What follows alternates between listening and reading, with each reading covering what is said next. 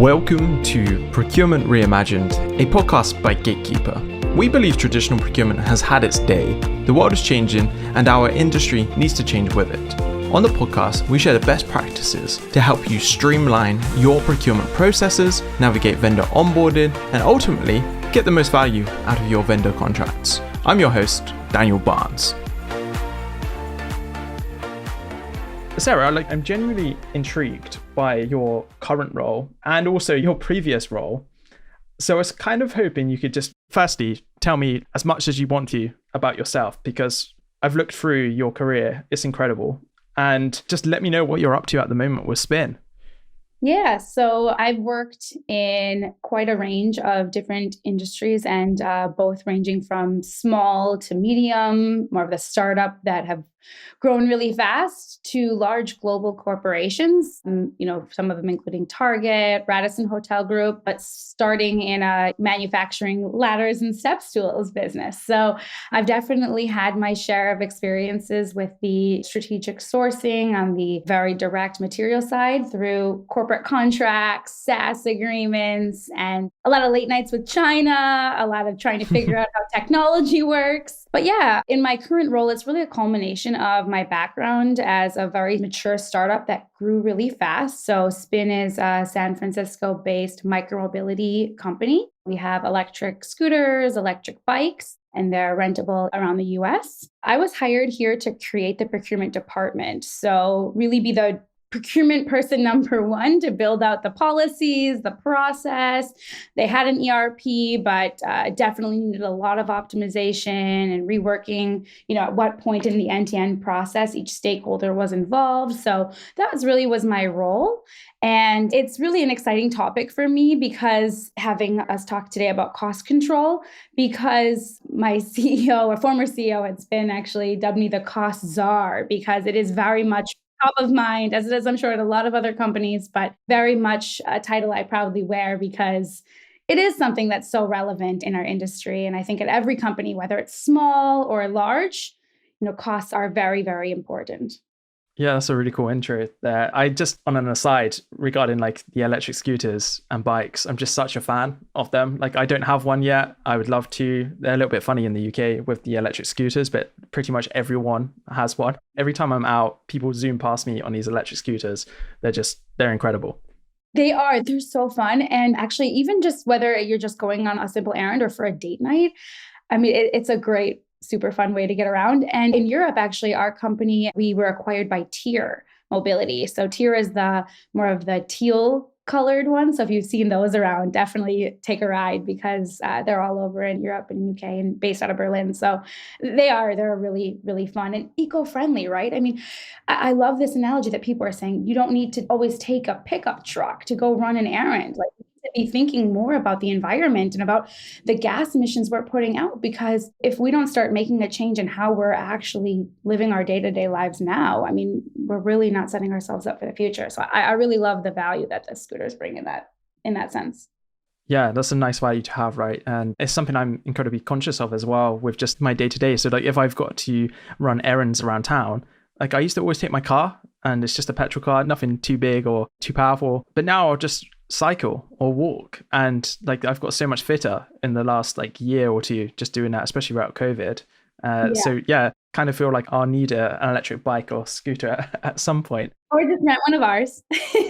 Yeah, that's it. I live in such a small town, sadly, that we just don't get anything cool like that come to this town, which is a slight downside. You mentioned, can you mention your nickname again? Was it the Cost Czar? Was it Yeah.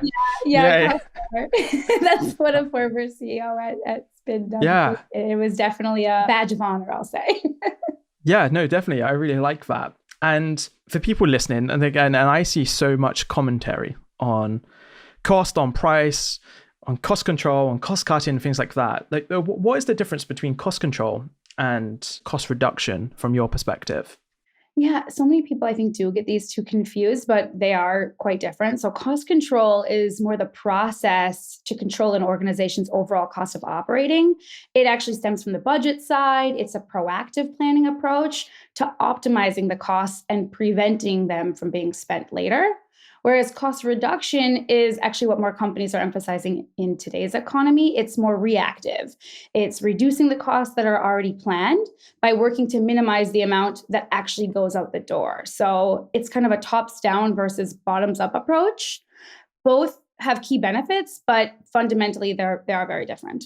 So is the ideal situation to have cost control over cost cutting in your business? I think it's more of a process. So cost control is more of the start and how you should begin the journey. And cost reduction is more like ongoing little by little maintenance, right? Yeah, for sure. And based on your entire experience in this field, why is it essential that we look at cost control first and foremost as this sort of proactive standpoint here? So I think we should be looking at cost control proactively because it's very much how you can get to the root of some very large opportunities to impact the business. Being involved at the budget planning stage really gives you that ability to understand where the heavy hitter costs are so that you can start to really get creative, bring in providers that you've met along the way that are experts in the area to support. I just think that if you're not engaged in the budget planning stage and in the cost control as to planning your operating costs, and you're only focusing on renegotiating, whatever contract policy threshold it is, whether it's $100,000 or whatever it is or more, you're just missing opportunities. Yeah, I think this will ring a lot of truths with a lot of procurement professionals because people always talk about this idea of early engagement. And normally when they talk about early engagement, people are coming at it from the point of like, I just want to know when you're thinking about going out to market to find providers. What you're talking about here with cost control, we're way before that point, right? We're in the depths of planning before we even consider who we're going to go out to go talk to, right? Like this is really early doors with the entire business being involved.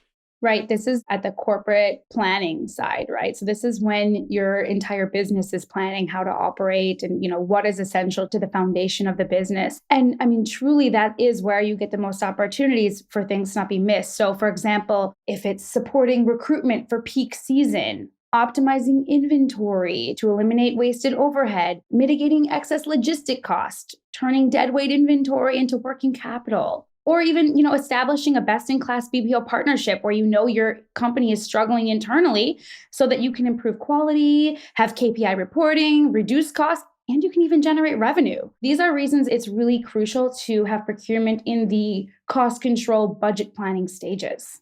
Yeah, that's great. And what would your advice be for procurement professionals and teams out there who aren't currently involved in this phase? Like, how can they get involved earlier on in this process and I guess be less of a servant to the business and be more involved in this day-to-day planning?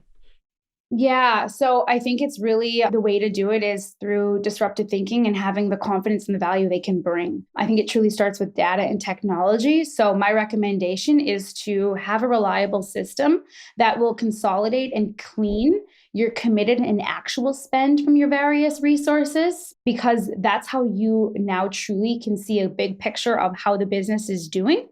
When you do get that consolidated data between whether it's your ERP, your expense system, your reimbursement system, and you finally see that all consolidated, I mean, you feel like Tom Cruise. You're like, show me the money. I see the money. I mean, now you finally get a picture on where that money is going. And tail spend, it easily adds up and is easily forgotten, or it turns into bigger spend later. So once you have this data, you can definitely start discovering the opportunities, but it's really about having the context and the ability to understand at the budgeting level what departments have had year-over-year increases or are facing struggles or risks in how they operate.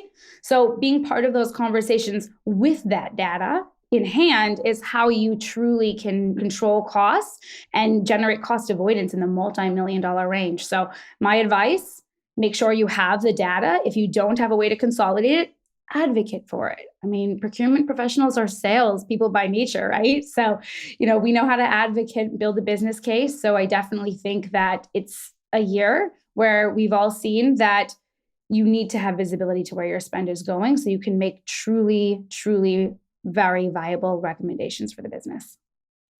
Yeah, it's a really cool point, especially there's a lot of commentators on, I see on LinkedIn and in various articles that are published that having a good foundational data layer of clean data is almost the starting point now for any procurement team. You kind of can't operate without it. You're flying blind. Are there any other challenges outside of data for procurement teams to get involved in this?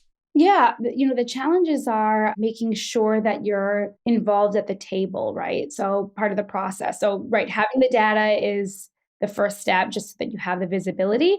But often, hopefully, finance and the stakeholders also have visibility and have recommendations on where they have areas for improvement. So the primary goal in that and recommendation of the biggest challenge is to get in the budget review process. So really the objective of this meeting is to hear from finance in each department where their pain points and cost drivers are. But you need to make sure that you have all three players in the room to keep everyone honest. I think that you need to have finance, the stakeholder, and yourself, because a stakeholder may have one idea of what their budget drainer is, but finance could have a very different idea or priority. So definitely, I think that it's important to be in those meetings and to have the right players in the room too. Yeah, that's a good point. So procurement effectively needs to be better thought of in your organization, right? There's the point of having a seat at the table, potentially be on a C-suite, or having very senior players like yourself, for example. Your title is you've got a very nice title at Spin. You are Vice President of Procurement, right? Yes. And actually it didn't start that way. So, I started as a director and then I was promoted. And I think that this is where procurement can really demonstrate your value. I think, you have to advocate for your creativity and your recommendations because you're an expert in your area and you really learn as a procurement professional how the business fundamentally operates, right? So you become the backbone of a company essentially because you interact with so many different departments and really understand where pain points can be. So I think that by not just allowing yourself to only focus on the scope of contracts within the policy and, vendor relationships, this is a huge, very fun, very important part of our business. But we can do more. We can provide more value. And I think being able to advocate for that value is how you can get a seat at the table and get promoted quickly. And I've found success in my career because I haven't held back. And I don't know if my other C-suite peers have not had experience with other procurement that can add value other than just cost savings, but they definitely understand that I bring more value and constantly say that, I'm more than just a PO pusher or a procurement person as expected. And I think that's, what all of us want to hear essentially, right? So I truly think that the best way to do this and the best strategies to making this happen is to form the key relationships with your stakeholders so that they trust you and they want to include you in your budget meetings, and honestly, not taking no for an answer. I mean, respectfully, right? But truly advocate for yourself. Procurement is often seen as that PO pusher, but we are the strategic backbone, like I said, and can make a massive impact to the P&L. But you have to have that consolidated and clean data. So I think foundation, step number one, if you don't have that, advocate for it. Pro tip, make sure once you do find a system that it can consolidate all of your data from your ERP, if that's where your finances are held, your expense reporting system, and your reimbursement, because you'd be shocked at how much money goes out the door on credit cards that finance or the company doesn't have visibility to. So if you can show them that money, that's how you really start getting a seat at that table, I think. Yeah, some really amazing career advice for one there. And that last point, especially of looking into expenses and the credit card spend is, I've seen some horror shows in that space. No, that was some incredible advice there, Sarah. And what's one commonly held belief about cost control that you passionately disagree with? I think that cost control can eliminate the need for cost reduction later. I think a lot of people think that if cost control is done on the front end, you shouldn't have to, reduce costs later. But, honestly, procurement is always going to have the expectation to obtain cost savings. Companies are always going to be pushing to reduce costs, as they should. But I do think that hopefully it should set a company up to be more strategic and planful in their cost reduction efforts later if cost control is done right. Also, I think, honestly, that I disagree with. There seems to be a stigma around cost reduction in general, just that it's not an area that procurement should focus on to demonstrate their value. But you may be seeing a lot of LinkedIn posts, a lot of people saying procurement's more than cost reduction. We need to demonstrate our value. And I agree. I mean, we can generate revenue for the business and we absolutely need to showcase that. But I don't think that we need to, push cost reduction as if it's not valuable, because when done right, it requires creativity, persuasion, risk assessment, trust, and follow through. So personally, I get super energized every time that I get to send a summary out with an executed contract done by myself or my team with the savings that were delivered. But I also do just the same. I get just as excited every time that we get to make a strategic business decision that maximizes productivity or increases the value to our stakeholders or optimizes how we operate. So every aspect of it is exciting. And I think cost control, cost reduction, these are something that we should be passionate and energetic around as well. Yeah, that's a really good insight there. I've always looked at it and how I guess some of my mentors pushed down onto me was that it's the foundational layer of what a procurement professional is. And to your point, like if you're doing it properly, you're going to be bringing in suppliers early on. You've got that relationship building, risk management, everything that needs to be done is getting done in that process, especially if you're taking a more proactive approach there. So there's some really good insights there. A lot of us, we still, when we get our handed a contract and say, get this reduced by 10%, of course, we're all going to roll our eyes and go, oh gosh, here we go. They think we have some magic wand here. But that's where the creativity and the strategic, I don't know about others, but I definitely take those as a challenge to under promise, but over deliver. And I think that's what we all try to live by. So get the eye roll first. It's warranted, but then we do our best to make it happen. And that's exciting. Yeah, for sure. No, I'm with you there. And I think many of us have done countless eye rolls whenever we have what feels like a impossible ask. But I guess if we can just knock a little bit off in certain areas. And let's face it, typically, I know you mentioned SaaS contracts and things like that early on in our conversation. Mm-hmm. There's always deals to be done there, right? As well, you can normally work out some pretty cool arrangement, especially in exchange for things like marketing and case studies and things like that, as you can get some good discounts there. Yeah, absolutely. Absolutely. That's very true. And I think that actually, I like that you brought up case studies and, these marketing reports, because I think that those are a really great resource actually to benefit both companies. I think that it's a great way that if you're going to provide your service and I'm enjoying your service, I'm happy to put out, a marketing report or a statement out there so that we can truly help to grow your business. And at the same time, it's mutually beneficial because now if I'm getting some cost savings or a better contract renewal because of it, it's very win-win. And I think it's a great way to do that. Obviously, a lot of companies are used to now at this point, more and more companies are doing that for them, but I think it still is valuable for sure. Yeah, one thing that I always looked at with those was, is this case study going to potentially make the business that I'm in a better option for future employees? Because we can kind of show off like, oh yeah, we're working with these cool providers or solutions and you should come join us because you get to use the best tech, the best software and the best outsourced partners out there. And we want to show that off in the early stages. And it was just a really useful tool to do that. Yeah, exactly. I'm going to jump into some closing questions because the time has, honestly, Sarah, it's just blitzed by. You're so easy to talk to and you have so much knowledge here. So I'm just going to jump into this round of closing questions. These are typically questions that we fundamentally ask everyone that comes on. And if you don't know specifics like ranges or just like rough ideas, always useful. These questions, we're hoping to use them to kind of give people comparisons in like different industries, different stages of maturity within procurement teams and businesses. And hoping, over time, it'll build up quite a cool library of information. So the first question I was going to ask is, how many contracts do you currently manage? Too many? Such a, I know that feeling. Yeah. Well, especially with the end of year rush before the holidays, it's like contracts are coming out of the woodwork right now. But yeah, I like to say it's probably about 10 at a given time. That's too much, I think. But it also depends at how complex each contract is, what level of involvement. Some of them I'm more of consulting the business on versus me leading. And of course, that all depends on the criteria that we have in our policy. But yeah, I would say most of the time it's around 10 at a given time, but contracts, my department oversees all indirect contracts. So essentially every single contract is under us. Yeah, I can imagine. It's extremely time consuming to do very good contract management on those. Be super interested, like how many vendors are you currently managing as well, Sarah?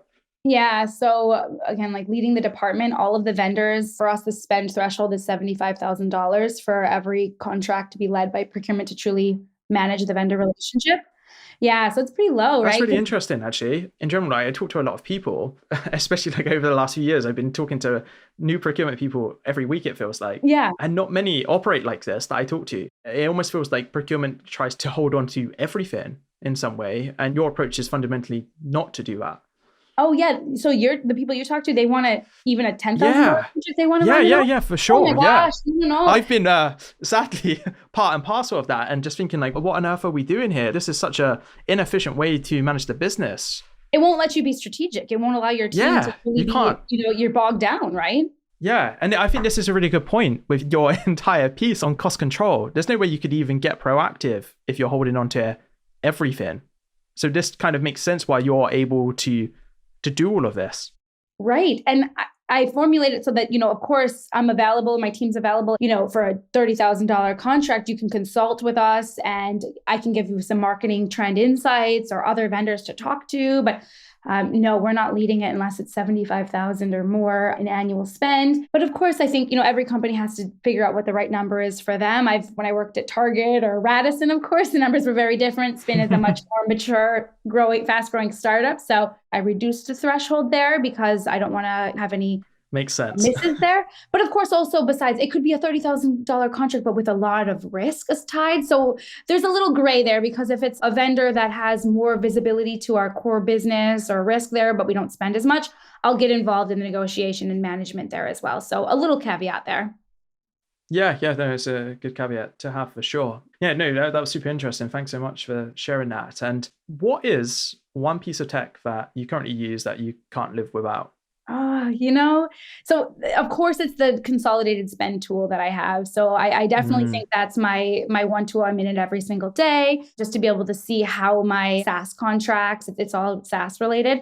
So how all of our IT contracts are license provision versus how many are actually being used because it's my single sign on. So for renewals, that's the first thing I look at. And it also for finance to be able to show how much money is going to go out the door each quarter based on our contract lifecycle. But otherwise, honestly, a CLM, a really good contract lifecycle management, a repository for your contracts is so vital. Yeah, I'm with you there for sure. And this is such a weird question. And it feels weirder the more I ask it, but I'm just going to ask it anyway. So I'm a procurement genie here, Sarah, and you have one wish. What do you wish for? I actually love that question. I don't think it's weird at all. It just feels so weird to ask. Who doesn't want wishes? 'Tis the season. We all want a wish. Can I have a holiday wish? It's time. I wish everything's always urgent. I think every procurement person just wants time. It goes back to being involved early on and being part of the planning. But even when you are, things still constantly come out of the woodwork and are urgent last minute of, I last minute, my business now needs to buy this and we needed it yesterday. I mean, that's where we make things happen and always will do our best to do it, but we'd always love a little bit more time and a good PDP. Yeah, I'm with you there. I think you've probably just made people feel a lot better about themselves, that even though you're so involved so early on, you still have these urgent requests come in at the last moment. I imagine that's, making people feel a little bit better. But Sarah, it's been wonderful chatting to you. I really appreciate your time here today. Yeah, thank you so much for having me on, Daniel. I really appreciate it. Procurement Reimagined is brought to you by Gatekeeper. To find out more about Gatekeeper and how our vendor and contract lifecycle management solution is delivering visibility, control, and compliance to our customers, visit www.gatekeeperhq.com. And then make sure to search for Procurement Reimagined in Apple Podcasts, Spotify, and Google Podcasts, or anywhere else that podcasts are found. Make sure to click subscribe so you don't miss any future episodes. On behalf of the team here at Gatekeeper, thanks for listening.